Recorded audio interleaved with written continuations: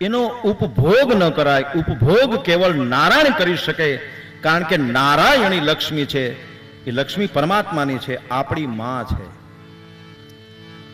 આવા સદકાર્યની અંદર જો એ વપરાય, મનસઃ કામમાં કોતિમ વાચઃ સત્યમશીય પશુનાગ રૂપ મનસ્ય યશો યશ સ્ત્રી શ્રેતામયી સ્વાહા. એ શ્રી સુક્તમમાં લક્ષ્મીના જે પ્રકાર બતાવ્યા એ લક્ષ્મી છે. માતાએ કીધું કર્મ શું છે, એ કઈ રીતે ભોગવાય છે. કર્મ પ્રદાન એ વિશ્વ કરી રાખા, અને જો જસ કરઈશો તસ ફલ જીવન હે માતા ઈ કર્માધીન છે.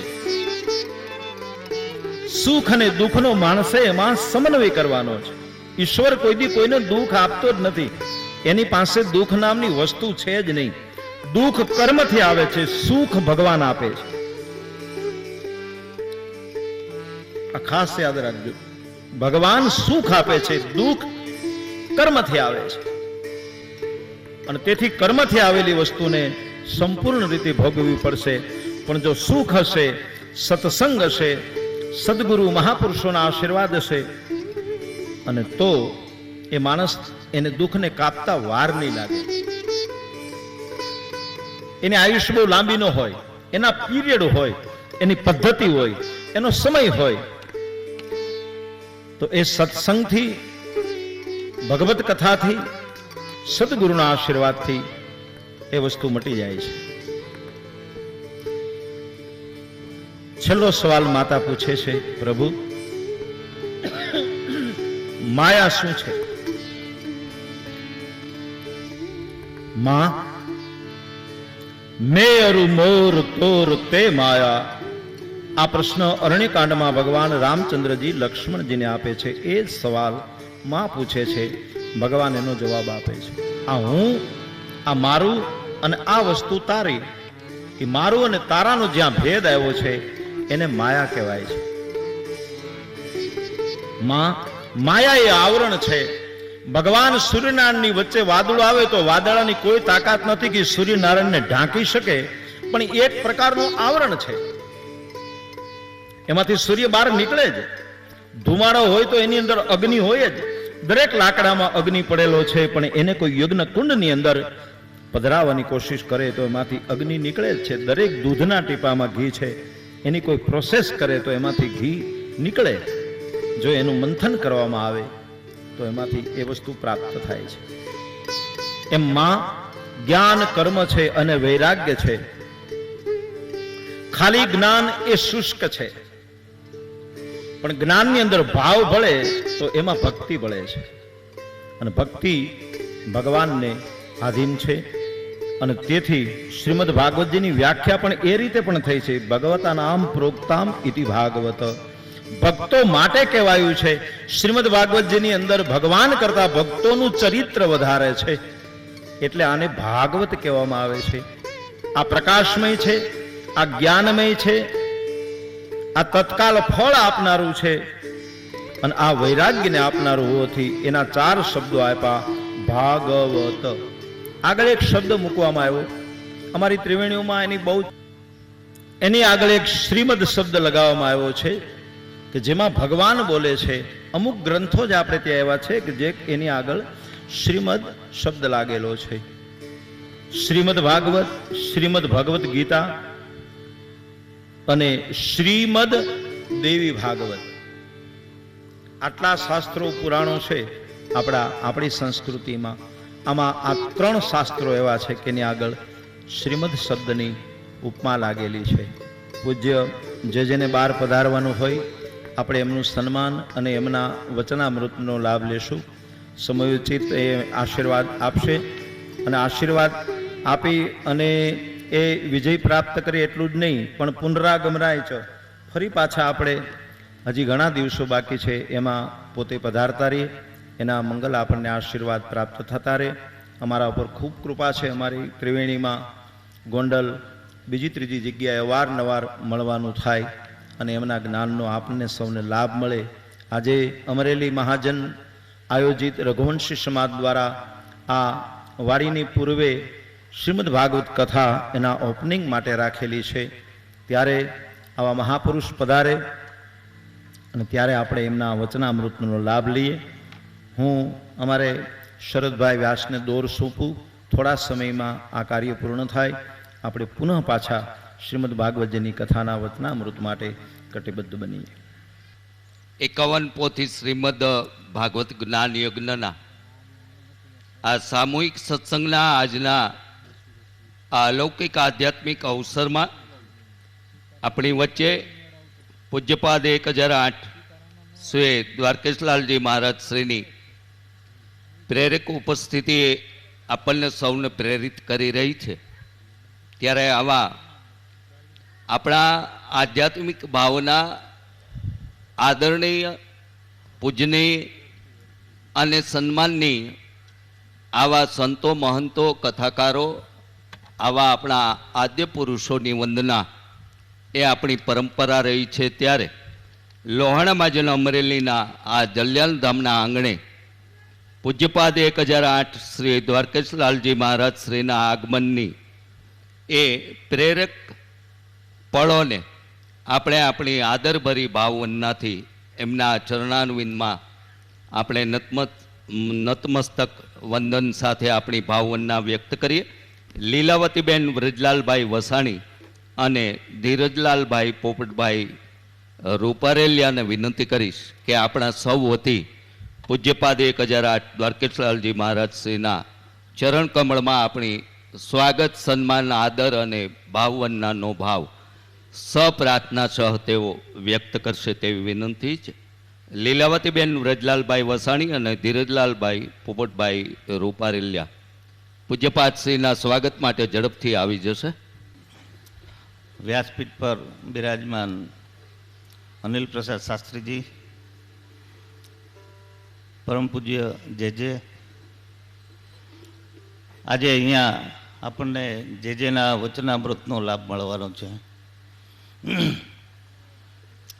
રઘુવંશ પરિવારો ઉપર વલ્લભકુળની વિશેષ કૃપા અને આશીર્વાદ રહ્યા છે. આવતીકાલે શાસ્ત્રીજીએ કહ્યું કે પુનઃ આ સપ્તાહ દરમિયાન પણ એમને અહીંયા થોડો લાભ આપવા વિનંતી કરી. આવતીકાલે રાજુ બાવાશ્રી અહીંયા કેટલાક મહાનુભાવો ઉપસ્થિત છે, તો જેના આશીર્વાદ પણ એમને મળી જાય અને આ જે આપણું લોહાણા મહાજનની અંબાબેન નરસિંહદાસ સોઢા લોહાણા મહાજનવાડીનું કાર્ય જે ગતિમાં છે એને થોડી વધુ ઝડપથી ગતિ મળે એવી કેટલીક જાહેરાત 1-2 છે એ મારે કરવાની છે. જેને પણ થોડો ખ્યાલ આવે. શાસ્ત્રીજી તો આપણી વચ્ચે જ છે અને એમને આ સતત જે જાહેરાતો થાય છે એમનો ખ્યાલ આવે. હું ટૂંકમાં એ વિગત આપું તો આ ભાગવત જ્ઞાન યજ્ઞ પ્રારંભ પછી 1,53,000 રૂપિયા એક વિંગ માટે કાશીબેન વસંતજીભાઈ ગઢિયા અને આપણા પરમ વૈષ્ણવ ગોલોકવાસી વસંતજીભાઈ રણછોડદાસ ગઢિયાના નામાભિકરણ માટે અત્રેથી એમના પરિવારે હસ્તે ચંદ્રકાંતભાઈ વસંતજીભાઈ ગઢિયા રાજકોટે અનુદાનના આપ્યા છે. એવી જ રીતે 51,000 રૂપિયા એવા જ પરમ વૈષ્ણવ શ્રી રસિકભાઈ વસંતજીભાઈ ગઢિયા અમરેલી તરફથી અનુદાનના આવ્યા છે. 1,53,000 રૂપિયા ગોલોકવાસી જયંતિલાલ ચુનીલાલ કારિયા શેડુબારવાળા હસ્તે નવનીતરાય ચુનીલાલ કારિયા તરફથી પણ ગઈકાલે જાહેર થયા છે. 1,51,000 રૂપિયા શ્રી ચંદુભાઈ તુલસીદાસ જોબનપુત્રા હસ્તે ભાસ્કરભાઈ જોબનપુત્રાએ જાહેર કરેલ છે.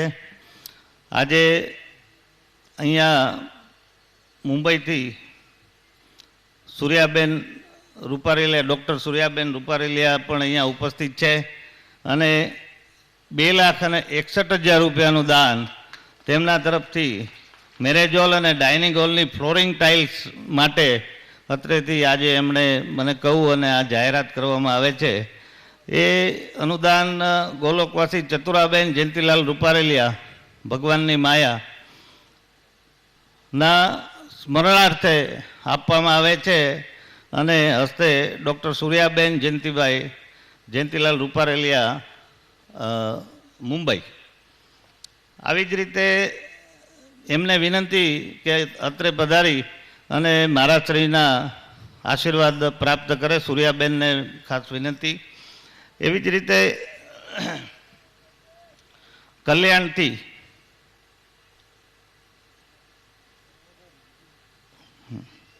ગોલોકવાસી ઇન્દુબેન દ્વારકાદાસભાઈ તન્ના સ્મરણાર્થે શ્રી ઉમેશભાઈ તથા અતુલભાઈ દ્વારકાદાસભાઈ તન્ના કલ્યાણ મહારાષ્ટ્રથી આજે એ ઉમેશભાઈ અહીંયા ઉપસ્થિત છે. એમણે ₹7,51,000 રૂપિયા મેરેજ સ્ટેટમાં ગોલોકવાસી ઇન્દુબેન દ્વારકાદાસ તન્ના સ્મરણાર્થે આપેલ છે. ઉમેશભાઈ અને એમના વેવાઈ સુરેશભાઈ રૂપારેલિયાને વિનંતી કે એઓ સહપરિવાર આવી અને પૂજ્ય જેજેના આશીર્વાદ અત્રે ગ્રહણ કરે. આટલી જાહેરાતની સાથે સાથે ગઈકાલે એક બીજા ₹1,53,000 રૂપિયા ગોલોકવાસી ચુનીલાલ જગજીવનદાસભાઈ કારિયા છેડુબારવાળા એમના તરફથી પણ મેરેજ હોલની એક વિંગ માટે ₹1,53,000 રૂપિયાનું અનુદાન જાહેર કર્યું છે. પૂજ્ય જેજેને પાછું એક મનોરથમાં જવાનું હોય, અત્રે આ વૈષ્ણવોમાંથી અન્ય કોઈ ઉપસ્થિત હોય તો એમના પરિવાર સાથે અહીંયા આવી અને પૂજ્ય જેજેના આશીર્વાદ લે, જેથી કરી અને આવા સેવા કાર્યો સમાજ માટે કરવાની એમને સતત પ્રેરણા જેજેના આશીર્વાદથી પ્રાપ્ત થાય એવી વિનંતી. જય શ્રી કૃષ્ણ. પૂજ્યપાદ 1008 શ્રી દ્વારકાસલાલજી મહારાજશ્રીને આપ સૌ વતી હું પ્રાર્થના કરીશ કે તેમના વચનામૃત દ્વારા આપણને સૌને પ્રેરિત કરશે. આ સામૂહિક સત્સંગ સદયજ્ઞમાં આપણે શ્રવણ અને સ્મરણ દ્વારા આપણા ઈષ્ટને આપણી ભાવ અને ભક્તિની આરાધના અને ઉપાસના અહીં સંગીતમય રીતે અન્ય સાંસ્કૃતિક ભજનાવલી દ્વારા આપણે સૌ માણી રહ્યા છીએ, વ્યક્ત કરી રહ્યા છીએ, આપણે સૌ એના સામેલ થઈ રહ્યા છીએ. ત્યારે પૂજ્યપાદ 1008 દ્વારકેશલાલજી મહારાજ શ્રીને વિનવણી અને પ્રાર્થના સાથે તેમના વચનામૃત દ્વારા સૌને પ્રેરિત કરવાની પ્રાર્થના. ધન્યવાદ.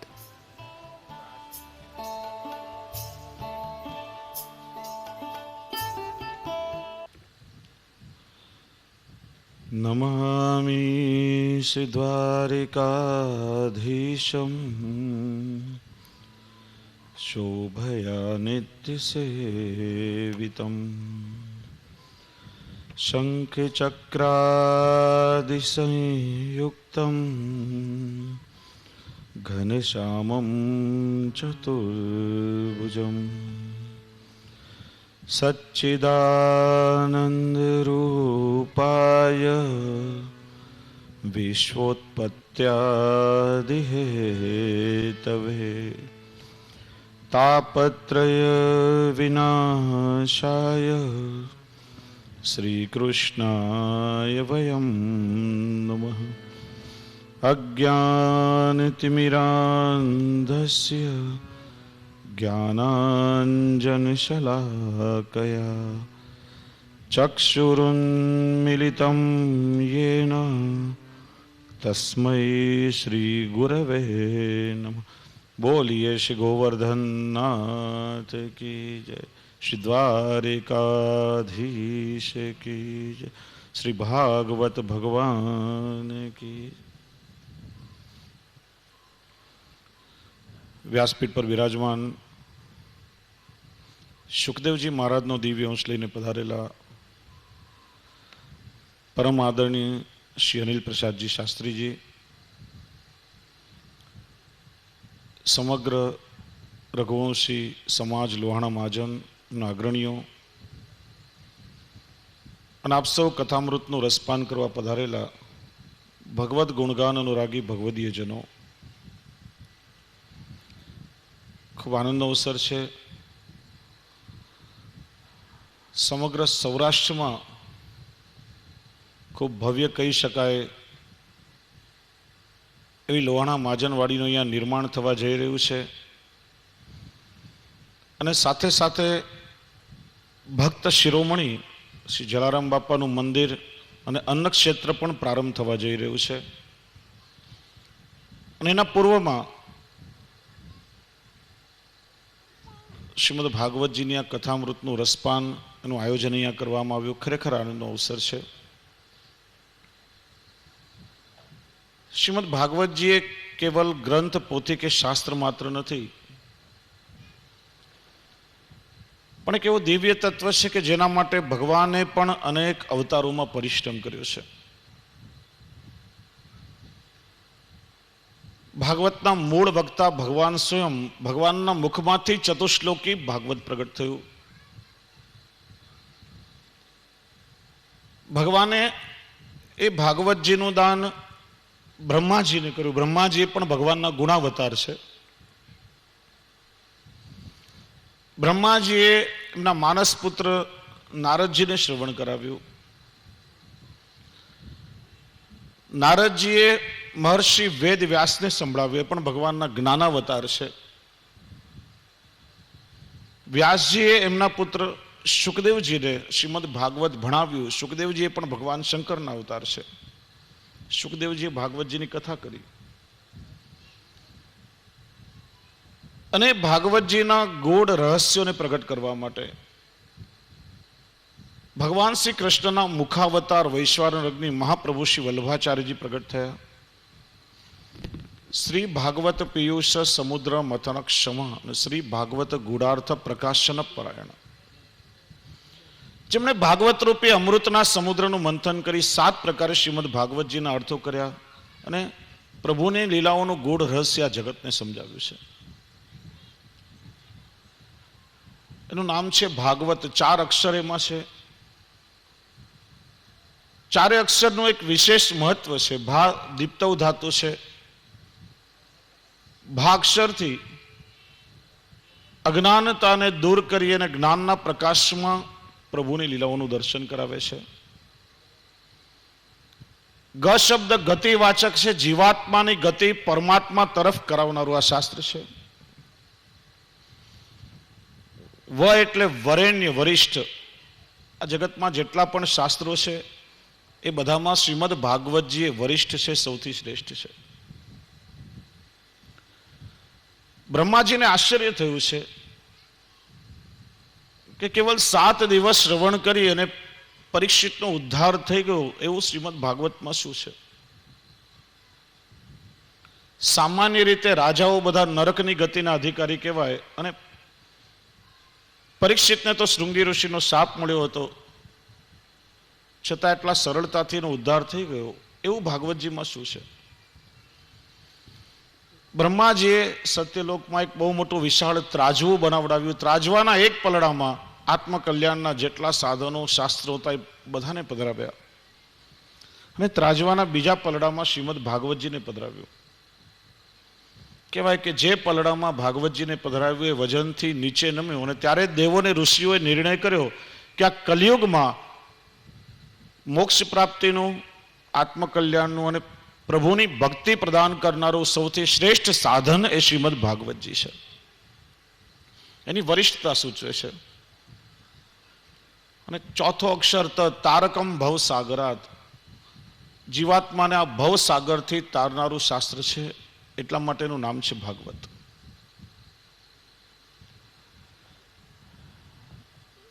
શ્રીમદ ભાગવતજીનું મર્મ, પ્રભુની લીલાનું રહસ્ય આ જગતને શ્રી મહાપ્રભુજીએ તત્વાર્ધિત નિબંધ અને સુબોધનીજી દ્વારા સમજાવ્યું છે. સુબોધનીજી એ શ્રી મહાપ્રભુજીની ભાગવતજીની સૂક્ષ્મ ટીકા છે. છે ને કે પદ્મનાભ દાસજી શ્રીમદ ભાગવતજીની બહુ સુંદર કથા કરે. એમને આખું ભાગવત કંઠસ્થ હતું. કથાનો પ્રસંગ ચાલી રહ્યો હતો અને શ્રી મહાપ્રભુજી ત્યાં પધાર્યા અને ઠાડારીને શ્રવણ કરવા લાગ્યા. પ્રસંગ પૂરો થયો ત્યારે શ્રી મહાપ્રભુજીએ કહ્યું, પદ્મનાભદાસ કશું ઓર લીલા કો વિસ્તાર કરો. એમણે પ્રસંગને વિસ્તારથી સમજાવ્યો. બીજી વાર શ્રી વલ્લભે આજ્ઞા કરી, ઓર કચ્છ હોય તો શ્રવણ કરાવો. લીલાનો હજી વધારે વિસ્તાર કર્યો. ત્રીજી વાર શ્રી મહાપ્રભુજી આજ્ઞા કરી, ઓર કશું પ્રકાશ કરો. ત્યારે પદ્મનાભ દાસજીએ કહ્યું કે મહારાજ, જો શુકને કહીશ તો મેને કહી. સુખદેવજીએ જેટલું કહ્યું એ બધું જ મેં કહી દીધું. આનાથી વધારે હવે કઈ કથાનો પ્રસંગ છે જ નહીં, અને હોય તો આપ સમજાવો. એમ કહીને પદ્મનાભ દાસ વ્યાસપીઠ પરથી નીચે ઉતરી ગયા, અને જ્યાં શ્રી આચાર્યચરણ શ્રી મહાપ્રભુજી સ્વયં ગાદી પર બિરાજ્યા, અને એવું ભગવદ લીલારસનું વર્ષણ થવા લાગ્યું. કલાક થઈ, 2 કલાક થઈ, 3 કલાક થઈ. જેમ જેમ શ્રી મહાપ્રભુજીની વાક સુધા વરસતી જાય તેમ તેમ પદ્મનાભ દાસ વધારે ને વધારે નીચા ઝૂકતા જાય, અને એક સમયે એમણે જમીન પર પોડીને સાષ્ટાંગ દંડવત કર્યા. ત્યારે સાથેના કોઈએ કહ્યું કે કેમ, તમે તો કહેતા હતા કે જો શુકને કહીશ તો મેને કહી, તો આ બધું ક્યાંથી પ્રગટ થયું? ત્યારે પદ્મનાભ દાસજી કહે કે હું તો હજી પણ એ જ કહું છું કે જો શુકને કહીશ તો મેને કહી. સુખદેવજી કહ્યું એ બધું જ મેં કહી દીધું, પણ જ્યારે સ્વયં ઠાકોરજી પોતે જ બિરાજીને પોતાના મુખથી પોતાની લીલાનું વર્ષન કરે તો એનો પાર કોણ પામી શકે? શ્રી વલ્લભે તો ઠાકોરજીના મુખાવતાર છે, અને એ જે ભગવદ લીલારસ પ્રગટ કરે આ જગતમાં બીજું કોણ સમજાવી શકે? એવા શ્રીમદ ભાગવત તત્વ. અને આ કથા કેવલ શ્રવણ કરવા માટે નથી. હું ઘણીવાર કહું છું કે વ્યાસપીઠ પરથી ટનભર પ્રવચન થાય, તમે મણભર સાંભળો, એના કરતાં કણભર એને આચરણમાં ઉતારવાનો પ્રયત્ન કરો. શ્રીમદ ભાગવતજી આપણા સૌનો જીવન ગ્રંથ છે, આચરણ ગ્રંથ છે. માનવીએ પોતાના જીવનના પ્રત્યેક વ્યવહારો કેવી રીતે નિભાવવા જોઈએ, દરેક સંબંધોને કઈ રીતે સાચવવા જોઈએ, કોઈની સાથે કઈ રીતે આપણે વર્તન કરવું જોઈએ, એનું પ્રત્યક્ષ માર્ગદર્શન શ્રીમદ ભાગવતજીમાંથી મળે છે. અને તો શ્રીજી બાવાનું સાક્ષાત વાંગમય સ્વરૂપ છે. વાંગમય એટલે જેમ ધાતુમાંથી ભગવાનની પ્રતિમા નિર્મિત થાય તો ધાતુમય કહેવાય, રત્નમાંથી ભગવાનની પ્રતિમા બને તો રત્નમય કહેવાય, પથ્થરમાંથી બને તો પાષાણમય કહેવાય. એમ વ્યાસપીઠ પર બિરાજીને વક્તા જ્યારે શ્રીમદ ભાગવતજીની કથા કરતા હોય ત્યારે એમના મુખમાંથી માત્ર શબ્દો પ્રગટ નથી થતા, પણ પ્રત્યેક શબ્દ સ્વરૂપે સ્વયં ભગવાન શ્રી કૃષ્ણ પોતે પ્રગટ થઈને શ્રોતાના કર્ણ દ્વારા હૃદયમાં પ્રવેશ કરે છે. વાણી દ્વારા, શબ્દ દ્વારા ભગવાનનું સ્વરૂપ પ્રગટ થાય છે. એટલા માટે વાંગમય સ્વરૂપ કહેવાય છે. એટલે દ્વાદશાંગો વૈ પુરુષ, એ ઉક્તિ પ્રમાણે દ્વાદશ સ્કંદ એ શ્રીજી બાવાના દ્વાદશ શ્રીઅંગ સ્વરૂપે બિરાજે છે. એટલે સાક્ષાત શ્રીનાથજીનું પ્રગટ સ્વરૂપ છે. અને ભગવાનના સ્વરૂપમાં અને વાંગમય સ્વરૂપમાં કોઈ ભેદ નથી. ભગવાન કોને કહેવાય? ઐશ્વર્ય, વીર્ય, યશ, શ્રી, જ્ઞાન અને વૈરાગ્ય, 6 ધર્મ જેનામાં હોય ભગવાન. 6 ધર્મો જેમ ભગવાનના સ્વરૂપમાં છે, 6 ધર્મો ભગવાનની કથામાં પણ વિદ્યમાન છે. એટલા માટે કલિયુગમાં સૌથી શ્રેષ્ઠ સાધન એ શ્રીમદ ભાગવતજીની કથા છે. 7 દિવસ જે કંઈ પરિશ્રમ થાય, જે કંઈ કથાનું વર્ષન થાય, એમાંથી કંઈક કણિકાઓ પણ જો આપણા જીવનમાં ઉતરી જાય તો આપણું જીવન ધન્ય બની જાય. મને એકવાર એક ભાઈ કહેતા હતા કે આજનું સમય પ્રધાન જગત, આજનું અર્થ પ્રધાન જગત, ઘડિયાળના કાંટે લોકો જીવતા હોય, સમય હોતો નથી. અને કથાકારો હજારો વર્ષોથી આ એકની એક કથા કહેતા આવ્યા, એમાં બીજું કંઈ નવું હોતું નથી, એના જ પ્રસંગો બધા હોય છે. અને એના માટે આટલા રૂપિયાનો ખર્ચો કરીને મોટી મોટી કથાના આયોજનો થાય, આટલો સમય બગાડીને લોકો સાંભળવા બેસે, આ બધું શું જરૂરી છે? અને આ બધું થવા છતાં સમાજમાં લોકો બદલાતા નથી, લોકો સુધરતા નથી. એવું શા માટે? મેં કહ્યું આજે કરોડો રૂપિયાનો ખર્ચો કરીને લોકો મોટી મોટી આધુનિક હોસ્પિટલો બંધાવે છે, શા માટે? એ હોસ્પિટલ તો જોઈએ ને. માણસ જ્યારે તનથી માંદો પડે તો એની સારવાર હોસ્પિટલમાં થઈ શકે, એની તો જરૂર ખરી. બહુ સાચી વાત. માણસ તનથી માંદો પડે તો તો એની સારવાર હોસ્પિટલમાં થાય. માણસ જ્યારે મનથી માંદો પડે તો એની સારવાર કથામાં જ થઈ શકે. અનેક મનના માંદા મરી જઈથી સારા થઈને જાય છે. કેટલા લોકોના જીવન કથાએ બદલાવ્યા છે. મારો અનુભવ છે, ઘરમાંથી આપઘાત કરવાનો વિચાર કરીને નીકળેલો માણસ થોડો સમય કથામાં આવીને બેસે, એના વિચારો બદલાયા છે. કેટલાય લોકોના જીવનમાં પરિવર્તન આવ્યું છે. પણ બધા બદલાતા નથી. મેં એમને કહ્યું કે યુવાન કથાકાર બહુ સુંદર કથા કરે, થોડા બહુ વૃદ્ધ માણસો કથા સાંભળવા માટે આવે. એકવાર એક વૃદ્ધ માણસને ઊભા કરી ને કથાકારે કહ્યું કે ભાઈ, આપના જેવા વૃદ્ધો બધા આવે છે, બહુ સારી વાત છે, આપને શાંતિ મળશે, સમાધાન મળશે, આપની ઉત્તરાવસ્થા સુધરી જશે. પણ આપના યુવાન દીકરાઓ જે આપને કથા મંડપની બહાર મૂકીને ચાલ્યા જાય છે, ક્યારેક પ્રયત્ન કરીને સાથે લાવો. કંઈક થોડું સાંભળશે, એકાદ બે શબ્દ જીવનમાં ઉતરશે, તેનું જીવન બદલાશે, સારો કર્મયોગ કરશે, એના જીવનનો વિકાસ થશે, સમાજને કઈ ફાયદો થશે. એટલે હાથ જોડીને વૃદ્ધ માણસે કહ્યું કે અમારા જુવાન દીકરાઓનું કથામાં કામ નહીં, કેમ કે કાચી બુદ્ધિના છે, અપરિપક્વ બુદ્ધિના છે. તમે જે કંઈ કહો છો એ બધું સાચું માની લેશે તો પછી અમારા કામના નહીં રહે. કથામાં તો અમારા જેવા પાક્કા માણસોનું કામ, કેમ કે તમે ગમે એટલું કહો, અમને કઈ અસર થાય નહીં. ન બદલાવાનું નક્કી કરી અને મોટો વર્ગ કથામાં આવે અને આપણે કહીએ કે સમાજ બદલાતો નથી, તો એ કેટલું યોગ્ય છે? એટલે ફરીથી કહું છું કે કથા કેવલ શ્રવણ કરવા માટે નથી.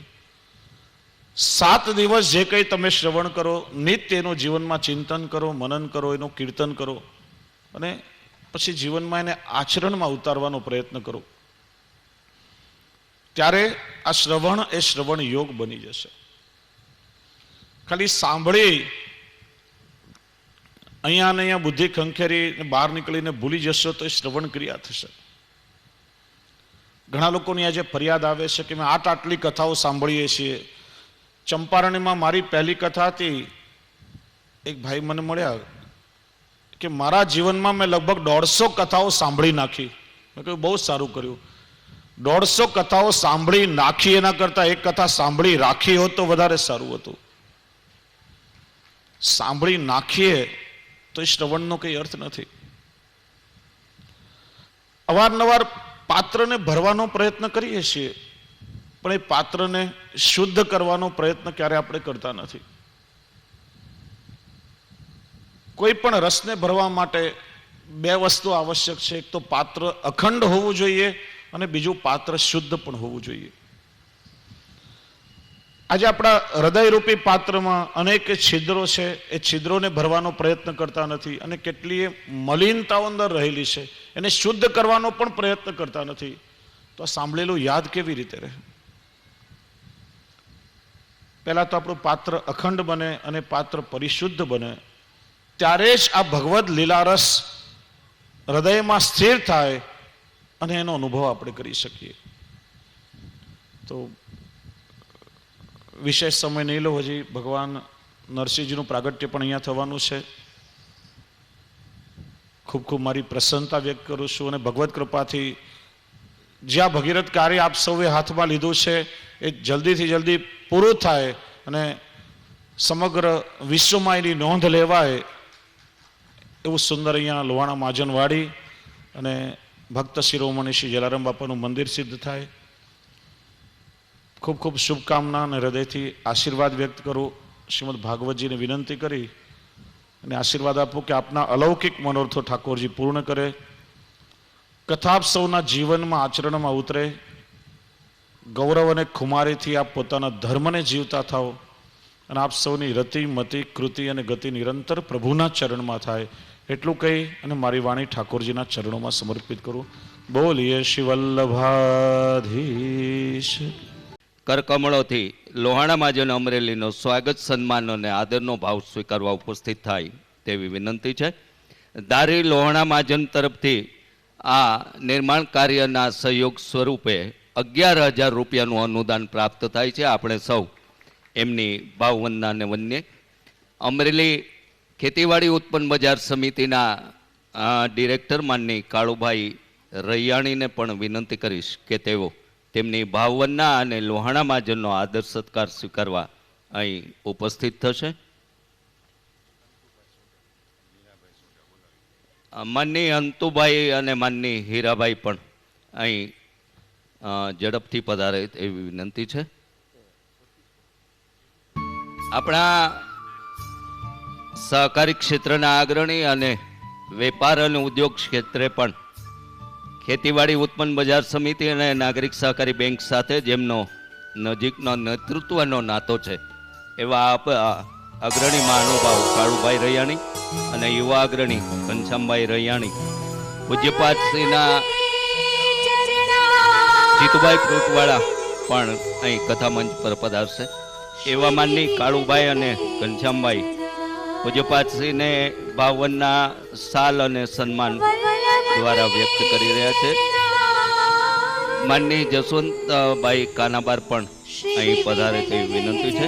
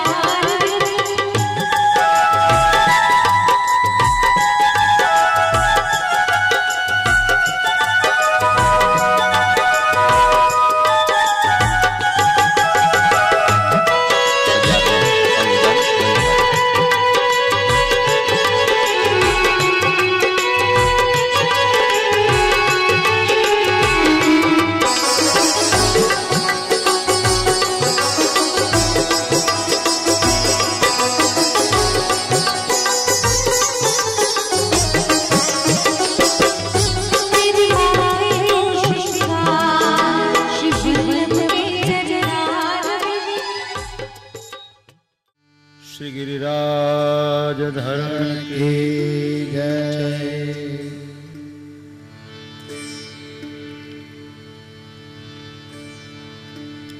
तमे भावे भजी लो भगवान, आजीवन थोड़ू रयो। तमे भावे भजी लो भगवान, थोड़ू रयो। तमे भावे भजी लो भगवान, जीवन थोड़ू रयो। तमे भावे भजी लो भगवान, जीवन थोड़ू रयो। कांईक आत्मानो करजो कल्याण, जीवन थोड़ू रयो। कांईक आत्मानो करजो कल्याण, जीवन थोड़ू रयो। तमे दीधेला पोल केम भूली गया। तमे दीधेला पोल केम भूली गया। झूठी माया ना मोह मां भेला कया। झूठी माया ने मोह मां भेला कया। जेतो शुभूला शुभा, जीवन थोड़ू रयो।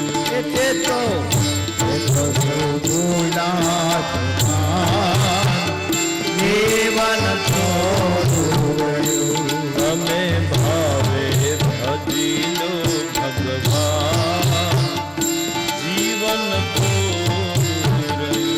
तमे भावे भजी लो भगवान, जीवन थोड़ू रयो। बाळपण ने जुवानी मां अर्धो गयो।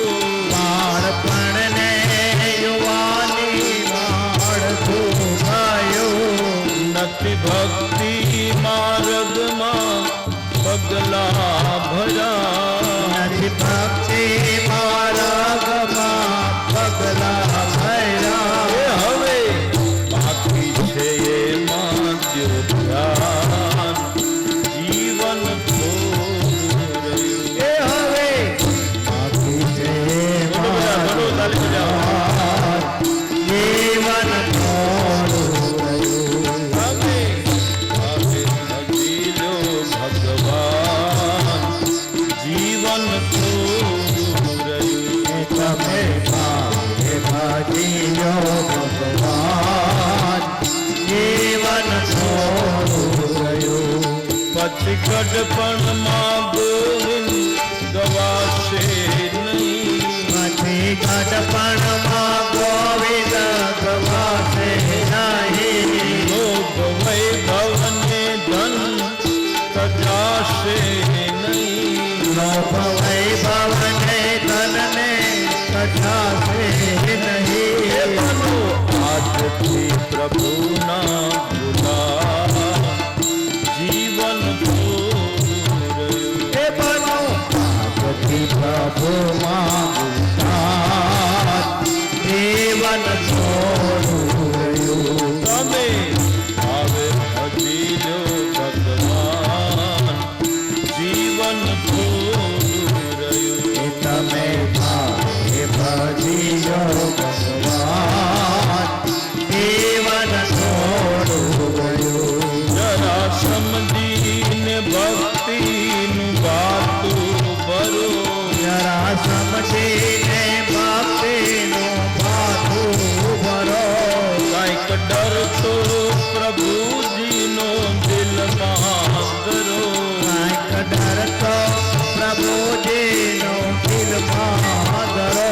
છીએ થોડા દિવસના મહેમાન જીવન થોડું રહ્યું. એ છે આ દિવસના મહેમાન જીવન થોડું રહ્યું. તમે હવે ભજી લો ભગવાન જીવન થોડું રહ્યું. એ તમે હવે ભજીલો ભગવાન જીવન થોડું રહ્યું. બધા આળસમાં દિવસો વીતી જશે. દાળ સમા દિવસો વીતી જશે. પછી ઓ ચિંતા જમના તેડા થશે. પછી ઓચિંતા જમના ભેડા થશે. નહીં ચાલે તમારા તોફાન જીવન થોડું રહ્યું. એ નહીં ચાલે તમારા તોફાન જીવન થોડું રહ્યું. તમે ભાવે બધી લો ભગવાન જીવન થોડું રહ્યું. એ તમે ભાવે ભજીલો ભગવાન જીવન થોડું રહ્યું. એ જ કહેવું બાળકનું દિલમાં દરો. એમ કહેવું બાળકનું દિલમાં ધરો. ચિત્ત રાખી ભગવાનને ભાવે ભજો. ચિત્ત રાખી ભગવાનને ભાવે ભજો. હરો હરો પ્રભુજીનું ધ્યાન જીવન થોડું રહ્યું. તમે ભાવે ભજીલો ભગવાન જીવન થોડું રહ્યું. કંઈક આત્માનું કરજો કલ્યાણ જીવન થોડું રહ્યું. કાંઈક આત્માનું કરજો ધ્યાન જીવન થોડું રહ્યું. જીવન થોડું રહ્યું. જીવન થોડું રહ્યું. જીવન થોડું રહ્યું. જીવન થોડું स्तूयमानः समुद्रेण दत्तार्हणनिकेतन आस्ते योगं समास्थाय सांख्याचार्येण भेष्टुतः 8 અધ્યાયમાં માતાને બ્રહ્મ જ્ઞાનનો ઉપદેશ આપ્યો. માતાની આંખમાંથી આંસુઓની ધાર થઈ. ભગવાને આંસુને ઝીલી લીધા અને સિદ્ધપુરના બિંદુ સરોવરની અંદર એ આંસુઓને મૂક્યા. ભગવાને એક ફળશ્રુતિ આપી કે હે માં, મેં તને 8 અધ્યાયમાં કપિલ ગીતાનો ઉપદેશ આપ્યો. તારી આંખના આંસુ મેં આ સરોવરમાં પધરાવ્યા. સમાજમાં કોઈ પણ માણસના માતાની અધોગતિ થઈ હશે, એવી રીતે કોઈનું અવસાન થયું હશે અને એના પુત્રો આવીને અહીંયા શ્રાદ્ધ કરશે, એની માતાને હું મુક્તિ આપીશ. આવું ભગવાન બોલ્યા છે તૃતીય સ્કંદમાં. માતાએ ભગવાનને પરિક્રમા કરી છે, વિદાય આપી છે. માને એમ લાગ્યું કે મારો દીકરો સિદ્ધ તો છે, શુદ્ધ થયો છે. મેં તો સિદ્ધ રે જાણી તમને સેવી.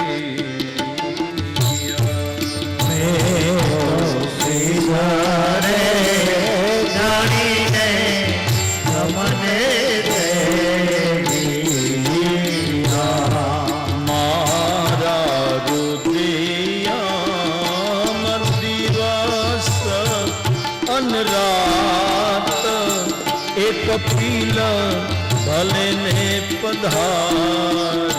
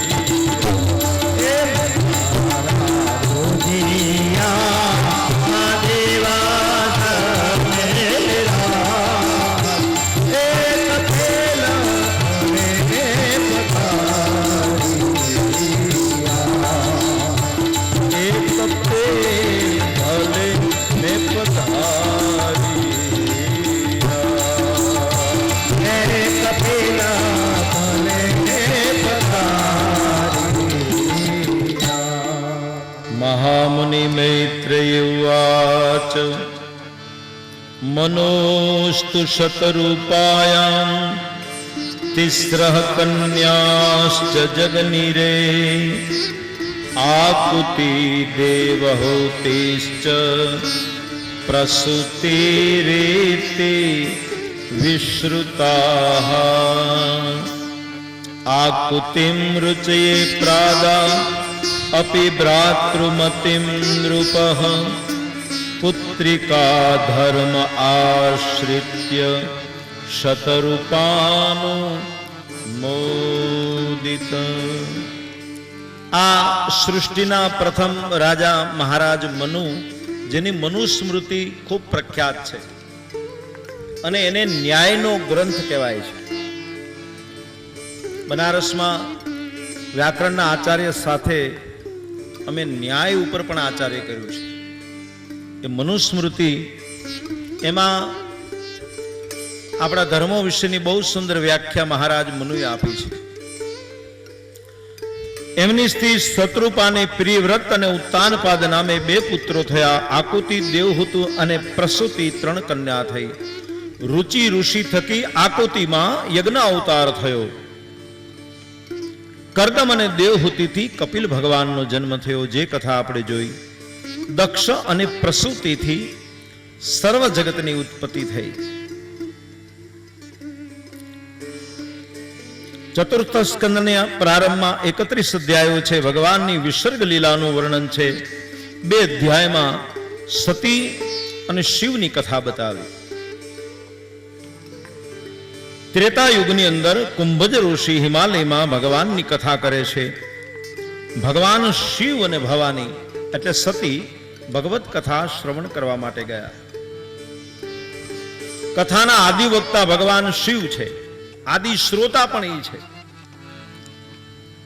પણ છતાંય ભગવાનની કથા શ્રવણ કરવાને માટે ગયા છે. બોલો, એટલે કથા માનવ, દેવ અને દાનવ બધાના માટે ઉપયોગી છે. કથા માનવને દેવ અને માનવ બનાવે છે. કથાથી જ સર્વ કાર્યો સિદ્ધ થાય છે. માટે બધું છોડીને ભગવાનની કથાને શ્રવણ કરવી. દેવોને પણ એ કથા દુર્લભ છે. એટલે ભારતની ભૂમિમાં દેવતાઓ ભગવત કથા શ્રવણ કરવા માટે આવે છે.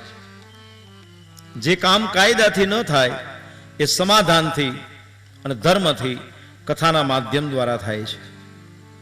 આપણે જોયું, શરૂઆતમાં ગંગાને કિનારે સુખદેવજીની કથા સાંભળવા દેવતાઓ સોદો કરવા માટે આવ્યા, અમૃત લઈને. બોલો, કે અમૃત તમે પી જાઓ અને ભાગવતનું ફળ અમને આપો. તો એ ફળની કેટલી બધી તાકાત હશે. અત્યારે કુંભજ ઋષિ ભગવત કથા વાંચે છે અને મહાદેવજી શ્રવણ કરવાને માટે આવ્યા છે. કથા સાંભળી મહાદેવજી ઉભા થયા, વિદાય માગી ઋષિની પાસે. શંકરજીને એમ લાગ્યું કે મેં કથા સાંભળી, હું ઋણી ગણાવ વક્તાનો, એટલે આમને શું આપું? કુંભજ કાંઈ લેતા તો નથી. મહાદેવજી અવિચળ ભક્તિનું વરદાન એમને આપ્યું છે. સતી સાથે ગયેલા, પણ સતીનું મન ભગવાનની કથામાં નહોતું. ખાલી બેઠા જ, બસ જગ્યા રોકી. એનું મન કથામાં નહોતું. એ વખતે ત્રેતાયુગનો સમય હતો. રાવણે શ્રી સીતાજીનું અપહરણ કરેલું, એમને ગોતવાને માટે ભગવાન રામ અને લક્ષ્મણ દંડકારણ્યની ભૂમિની અંદર નીકળ્યા છે. શંકર ભગવાને હમણાં જ કથા સાંભળી અને એમને ભગવાન શિવજીનું દર્શન થયું. નૃત્ય કરવા લાગ્યા, ડમરું વગાડવા લાગ્યા, જય સચ્ચિદાનંદ ધન કહીને ભગવાનને સંબોધવા લાગ્યા. સતીએ પૂછ્યું કે સચ્ચિદાનંદ તમે છો, તો તમે કોને આ રીતે ઉપમા આપો છો? કે બોલે આપણે કથા સાંભળી ભગવાનની, એ ભગવાનને તમે ન જોયા? મારી સામે છે, જુઓ તમે. સતીને દર્શન ન થયું, સાથે હતા તો. આનું કારણ શંકરજી આપે છે કે આંખ ભગવાન દરેકને આપે છે, દ્રષ્ટિ જ કોકને મળતી હોય છે. સાથે હતા, કથા શ્રવણ ન કરી. શંકરજી વટવૃક્ષની છાયામાં બેઠા છે. સતીના મનમાં સંદેહ થયો છે કે જગતમાં બધા દેવ મારા પતિ મહાદેવ, અને એક કથા સાંભળીને એમને દર્શન થયું, એમણે કહ્યું બહુ વાત ગળે ઉતરતી નથી. એટલે શંકરજીની પાસે બેઠા, પણ બહુ મૂળ દેખાણો ને એટલે ભગવાને કીધું કે રામ અને લક્ષ્મણ હજી દંડકારણ્યમાં છે, સીતાને ગોતવા માટે નીકળ્યા છે, તમે જઈને પરીક્ષા લઈ લ્યો. સતીએ કીધું કે એ વાત બરાબર છે, હમણાં જ હું એમને હરાવી દઉં. એટલે મનમાં બહુ વિચાર કરી અને કીધું કે શું કરું કે જેથી કરીને રામ બ્રહ્મ નથી એવું પ્રતિપાદિત કરું. શિવ પાસે સીતાનું રૂપ ધારણ કર્યું. મને જોશે એટલે દોડશે કે આ રહી મારી સીતા, મારા હાથનો સ્પર્શ કરશે, પછી તો એ હાથ તરછોડાવી હું એમના હાથને લઈ શંકરજી પાસે આવી કે આ બ્રહ્મ, આને મારો હાથ પકડ્યો છે, આને તમે સચ્ચિદાનંદ ધન કહી અને નૃત્ય કરતા હતા, ડમરું બજાવતા હતા, ખોટો સમય બગાડ્યો તમે. સીતાજીનું રૂપ ધારણ કરી અને આગળ આગળ ચાલવા લાગ્યા. સાચી ભક્તિ ભગવાનની પાછળ ચાલે, આ ખોટી ભક્તિ હતી એટલે આગળ આગળ ચાલતા હતા. લક્ષ્મણજીને ખબર પડી કે સતીએ સીતાનું રૂપ ધારણ કર્યું છે, સાથે હતા પણ બોલ્યા નહીં. એટલે એને એમ થયું કે બધું હમણાં ગાતું ગાતું માંડવે આવશે, પણ ત્યાં તો ભગવાન રામજીએ જોયા એમને સીતાના રૂપમાં અને તરત જ દોડીને આવ્યા, પ્રણામ કર્યા અને પૂછ્યું કહા વૃષ કેતુ, માં દંડકારણના પ્રદેશમાં તું એકલી છો, અહીંયા અનેક જાતના અસુરો માયાવી બધા રૂપોને ધારણ કરે છે, ઋષિ મહાત્માઓને પરેશાન કરે છે, કોઈના યજ્ઞો થવા દેતા નથી, સદકાર્યને તાળા લાગી ગયા છે, અને તું અહીંયા એકલી, વૃષકેતુ શિવ ક્યાં છે? માતાને એમ લાગ્યું કે મને ઓળખી ગયા છે, નીચે બેસી ગયા. ચારે બાજુ રામ દેખાવા લાગ્યા.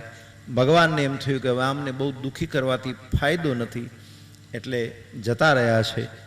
સતી શિવની પાસે આવ્યા પણ ખોટું બોલ્યા. શંકરજી પૂછ્યું કે પરીક્ષા કરી લીધી, થયા ને દર્શન તમને? બોલે હા. કઈ રીતે થયા? તમારી જેમ થયા.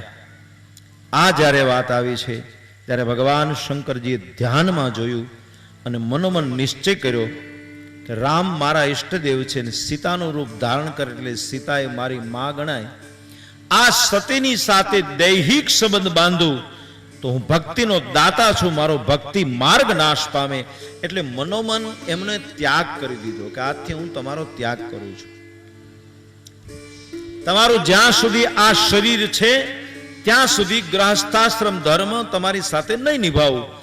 આકાશના દેવતાઓને ખબર પડી ગઈ એટલે એમણે શંકરજીની ઉપર પુષ્પની વૃષ્ટિ કરી. જુઓ તમે, આ બધા સ્વાર્થી દેવતાઓ જે કરવાની જરૂર નહોતી એ કરીને બેઠા. એટલે સતીએ પૂછ્યું કે મારા પતિએ કોઈ એવી પ્રતિજ્ઞા કરી છે કે જેના કારણથી બધા દેવતાઓએ એમના ઉપર પુષ્પની વૃષ્ટિ કરી છે? સતીએ બાર બાર પૂછ્યું પણ શંકરજીએ ન કીધું, કારણ કે સતીને દુઃખ લાગે. એટલે સત્સંગની વાતો કરી, શાસ્ત્રોની વાતો કરી અને ભગવાન કૈલાસ ઉપર આવ્યા છે. અહીંયા સતી આવ્યા છે તો જે બાજુમાં આસન મળતું હતું એને બદલે સન્મુખ આસન શંકરજી એમને આપ્યું. સતીને ખબર પડી ગઈ મારો ત્યાગ થયો છે. થોડોક સમય ગયો. દક્ષ પ્રજાપતિ મહારાજને, સતીના પિતાને, ભગવાન શિવજીના સસરાને એક સારા કાર્ય બદલ એમને એક એવોર્ડ આપવામાં આવે છે, એમનું સન્માન કરવામાં આવે છે અને પ્રજાપતિના નાયક બનાવવામાં આવે છે. એટલે આ સન્માનની અંદર દરેક લોકો આવ્યા છે. શંકરજી પણ એની અંદર સામેલ હતા. દક્ષ મહારાજનું આગમન મંડપમાં થયું. દરેક લોકો, આખો મંડપ ઊભો થયો છે. ભગવાન શિવજી પણ બેઠા હતા, ભગવાન નારાયણની પણ હાજરી હતી, બ્રહ્માની પણ હાજરી હતી. એ બધાએ આશીર્વાદ આપ્યા. કાર્યક્રમ પૂરો થયો. લોકો દક્ષની પાસે આવ્યા. સ્વાભાવિક પૂછતા હોય કે કેમ રહ્યો આજે? તો બધાએ કીધું કે બહુ સુંદર, આપનો પ્રસંગ તો એમાં કહેવાનું શું હોય, આપને આ શિરપાવ મળ્યો તમારા પિતા દ્વારા અને બધા લોકો એમાં પ્રસન્ન છે. બે ત્રણ લોકો દ્વેષી લોકો હતા જેને શંકરની યારે તકલીફ હતી ભગવાન સાથે. એમણે કહ્યું કે આ પ્રસંગ બધાને ગમ્યો પણ અમે જોયું જરાક, તમારા જમાઈને ન ગમ્યો. એ એમણે ઊભા થઈને તમને પગે લાગવું જોઈતું હતું, એ ઊભા થઈને પગે તમને ન લાગ્યા. દક્ષ મહારાજને આ વાત મનમાં પકડાઈ ગઈ. એટલે એમણે કીધું કે વાત સાચી છે, પણ હવે એ તો મને ક્યાંથી ઓળખે, એમનું જીવન જ કેવું ને એ વર્ણન બધા શરૂ કર્યા. અને ત્યારથી એમની સાથે વેર રાખે છે. વિશેષ અપમાન કરવા માટે શંકરજીનું હરિદ્વારના કનખલ ક્ષેત્રમાં જ્યાં ગંગાજીનો એક પાટો નીકળ્યો છે એ જગ્યાએ એક વાજપેયી યજ્ઞ કરવાની તૈયારી કરે છે દક્ષ મહારાજ.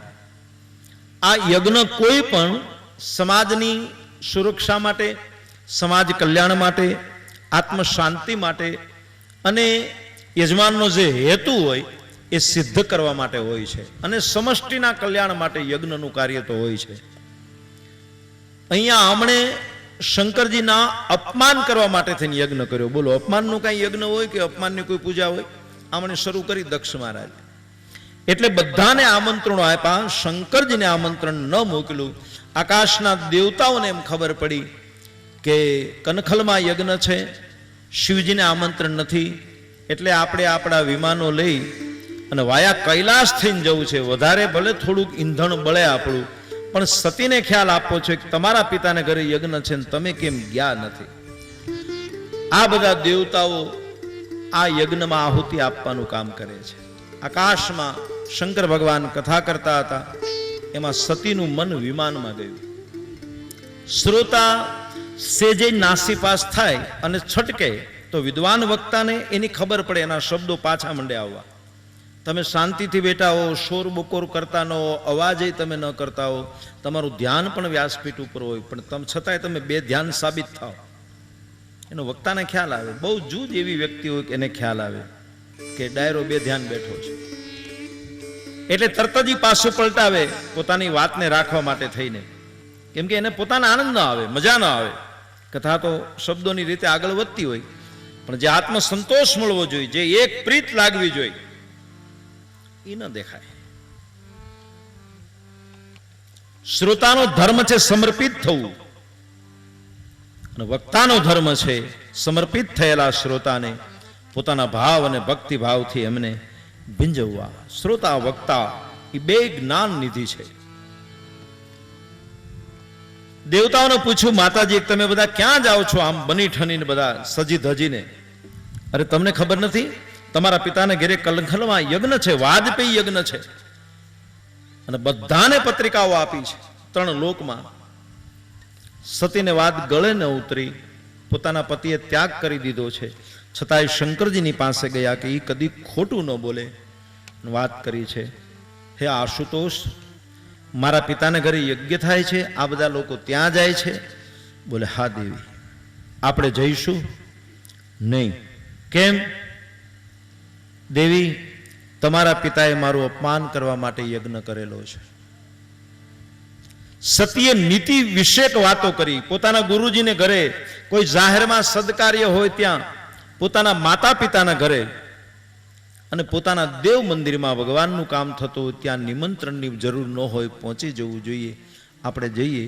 શંકરજીએ કીધું કે મારે જવું નથી, ત્યાં જવાથી તમારું પણ કલ્યાણ નથી, આપણું પણ કલ્યાણ નથી. શંકરજીએ ના પાડી. સતી માયના નહીં.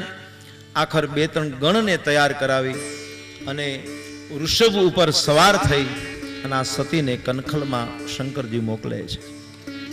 સતી વારે વારે ભગવાન શંકરજીની આમ પાછળ સિંહાવલોકન કરીને જોતા જાય છે, જાણે બીજી વખત આ શરીરથી પાછું મળવાનું ન હોય. ગયા છે. પિતાએ બધાને એલર્ટ કર્યા છે, દક્ષ મહારાજે, કે મારી 60 કન્યાઓ આવશે, પણ ઓલી સતી આવે બધા કરતા વધારે દાંપત્ય સુખી મારી દીકરીનું છે, કે જે મેં મારી દીકરી કૈલાસપતિ શિવને આપી. આ બાપને ખબર છે કે મારી દીકરી અતિ સુખી છે,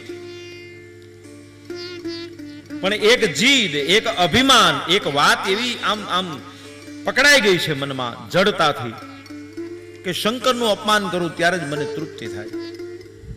અહીંયા દક્ષનો અર્થ ભાગવતકાર ચતુર બતાવે છે, ચતુર બુદ્ધિ વાળો, તર્ક કરે છે શિવ માટે. સત્ય આવ્યા, કોઈ એમને બોલાવ્યા નહીં. દક્ષ મહારાજે બધાને ના પાડી છે. માતા ઊભી થઈ, પણ કોઈ એમને સત્કારી શક્યું નહીં. એટલે એ સભાનો ત્યાગ કરી બાજુમાં યજ્ઞ ચાલતો હતો એ સભાની અંદર જાય છે. ભૃગુ ઋષિ યજ્ઞ કરાવે.